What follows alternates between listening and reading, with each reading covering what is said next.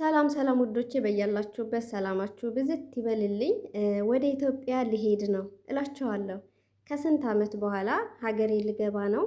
መልካም ጉዞ ይሁንልሽ እያላችሁ ላይክ፣ ሼር፣ ሰብስክራይብ አድርጉኝ።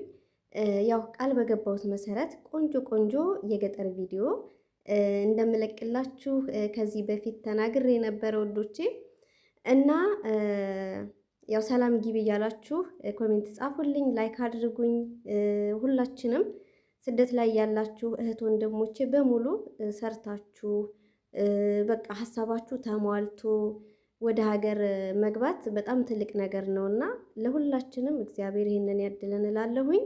ከስንት ዓመት በኋላ ወደ ኢትዮጵያ ልገባ ነው እላችኋለሁ እና በጣም ብዙ ዕቃ ነው ያለኝ። እንደምታዩት ያ ትልቁ ሻንጣ 40 ምናምን ኪሎ ነው የሚይዘው። እዛ ጋር ጥግ ጋ ያለው ደግሞ 30 ኪሎ የሚይዝ ነው። እችኛዋ ደግሞ 10 ኪሎ የምትይዝ ናት። ከላይ ደግሞ ትንሹ ያው በእጅ አንጠልጥለን የምንይዘው ነው ማለት ነው።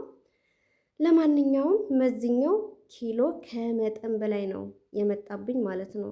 በጣም ብዙ ኪሎ ነው። ታውቃላችሁ 23 ኪሎ ብቻ ነው የሚያልፈውና 10 ኪሎ ከዛ በእጅ ተንጠልጥላ የምታልፈው ነው እንጂ ከዛ በላይ በጣም ብዙ ብር ነው የሚያስከፍሉትኝ ማለት ነው። እና ለማንኛውም የቻልኩትን ከፍዬ አሳልፋለሁ ብዬ ይጃለሁኝ።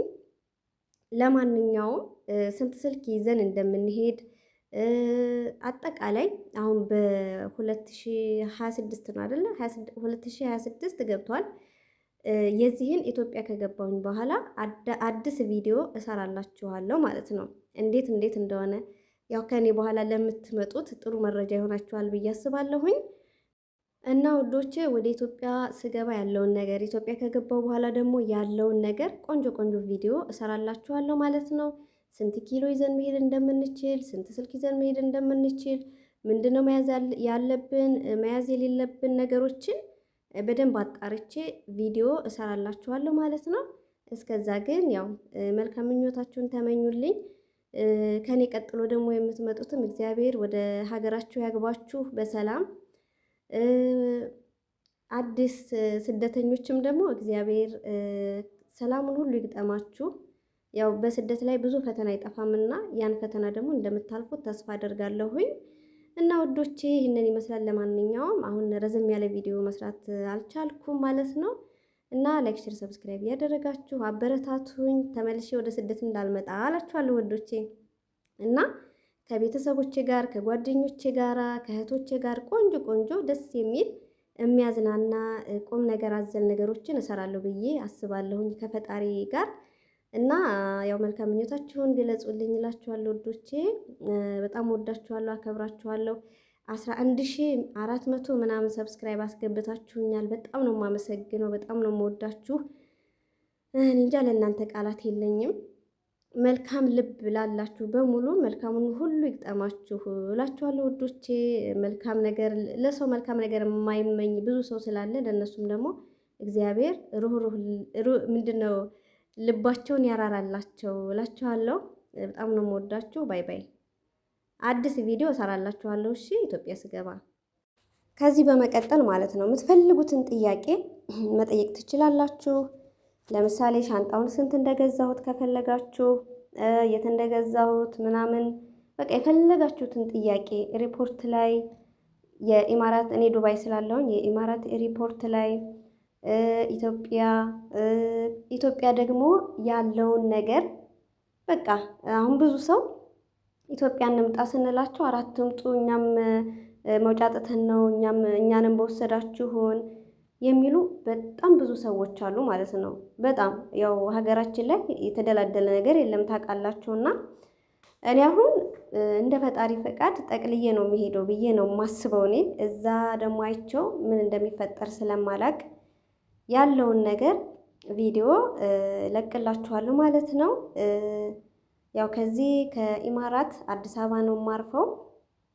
አዲስ አበባ ያለውን ነባራዊ ሁኔታ ቪዲዮ ሰራለሁኝ። እያንዳንዷ ነገር ቪዲዮ ሰራለሁ እሺ ውዶቼ።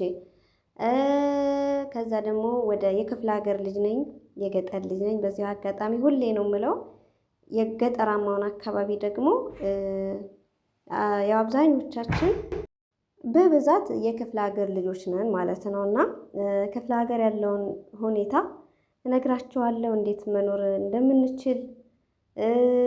ያው ብዙ ሰው ይማረራል። ያው እንደምታውቁት ነው። እንምጣ ስንላቸው እንኳን አራት ትምጡ፣ ምን ልታደርጉ ነው የምትመጡትኝ? በቃ ወረት ካልያዛችሁ፣ ወረት ማለት የምትሰሩበት ነገር ከሌላችሁ ምን ልታደርጉ ነው የምትመጡትኝ? ቤት ሳትሰሩ ቦታ ሳትገዙ በቃ ከወጣችሁ አይቀር የሆነ ነገር ይዛችሁ ግቡ እንባላለን አይደለም። እኛ ደግሞ ያው የስደትን ነገር ስደት ላይ ያለ ነው የሚያውቀውና ቶሎ ወደ ሀገር መግባት፣ ቤተሰቦቻችንን ማየት፣ ሀገራችን ላይ መቀመጥ። እውነት ሙስሊም ክርስቲያኑ በቃ ኦርቶዶክስ የሚሆኑት ቤተ ክርስቲያን መሄድ፣ ሙስሊሞቹም መስጊድ መሄድ እንናፍቃለን አይደለም። በቃ ንፍቅ አረ በቃን የስደት ነገር እንላለን። ግን መቼም አይቆምም ስደት ማለት ነው። እንደምታውቁት ነው። ለምሳሌ እኔ ወደ ዱባይ ስመጣ በቃ 2 ዓመት ብቻ ሰርቼ እመለሳለሁ ነበር ያልኩትኝ። ግን 1 ዓመት 3 ዓመት ሆነ። ለ1 ዓመት ስፈርም 4 ዓመት ሆነ። ከዛ እያለ ረጅም ዓመት ተቀመጥኩኝ ማለት ነው። በጣም ከባድ ነው እና በቃ ለራሳችን ስንል ለቤተሰብ ስንል ምን ስንል እኛ ያው ታውቁታላችሁ፣ አብዛኞቻችን ብዙ ዋጋ እንከፍላለን ለቤተሰብ ማለት ነው። ያው አንዳንዱም ተደርጎለት የማያመሰግን አለ፣ የሚያመሰግንም አለ። ብዙዎቻችን እህት ወንድሞቻችንን አስተምረን ብዙ እህቶቼ ደግሞ ለወንድሞቻቸው ባጃጅ፣ ታክሲ ምናምን ገዝተው ምስጋና የለም አንዳንድ ጊዜና በሱ በጣም ብዙ ተስፋ እንቆርጣለን እውነት ለመናገር እና ከዛ አንጻር ብቻ ከባድ ነው የስደትን ነገር። ስደተኛ ብቻ ነው የሚረዳውና የሚያውቀው። ቁስላችንን እኛው ራሳችንን የምናውቀው። ግን ያው ለባብሰን ፎቶ ስንነሳ ስንለጣጥፍ ምናምን ያው ብዙ ጊዜ ተመችቶ እንድልት ብሎን የምንኖር ነው የሚመስላቸውና እናንተማ ምን ሆናችሁ ምን ጎሎባችሁ ምናምን ይባላል። ግን ብቻ ብዙ ነገር አለ። ለማንኛውም ውዶቼ ላይክ፣ ሼር፣ ሰብስክራይብ እያደረጋችሁ አበረታቱኝ። አላቅም ያው በዩቲዩብ ተከፋይ ሆኛለሁኝ። ተከፋይ ስላችሁ ያው ክፍያ ጀምሮልኛል እንጂ ብዙ ጊዜ ቪዲዮ ለመስራት ስለማይመቸኝ ተከፍያ አላቅም ማለት ነው። አሁን 4ኛ ወሬን ይዣለሁኝ። ተከፍሎኝ አያውቅም። ምክንያቱም ከስራ ጋር አይመችም፣ ቪዲዮ ለመቅረጽ አይመችም። የሰው ቪዲዮ ደግሞ መልቀቅ አይቻልም። በጣም ከባድ ሆኗል በአሁኑ ሰዓት እና እግዚአብሔር ይመስገን። ግን ያው ሀገሬ ገብቼ እሰራበታለሁ ብዬ ስላሰብኩኝ ያው ምንም አልመሰለኝም እስካሁኑ ማለት ነው። ግን ያው ኦልሬዲ ክፍያ ስለጀመረልኝ በጣም ደስ ብሎኛል።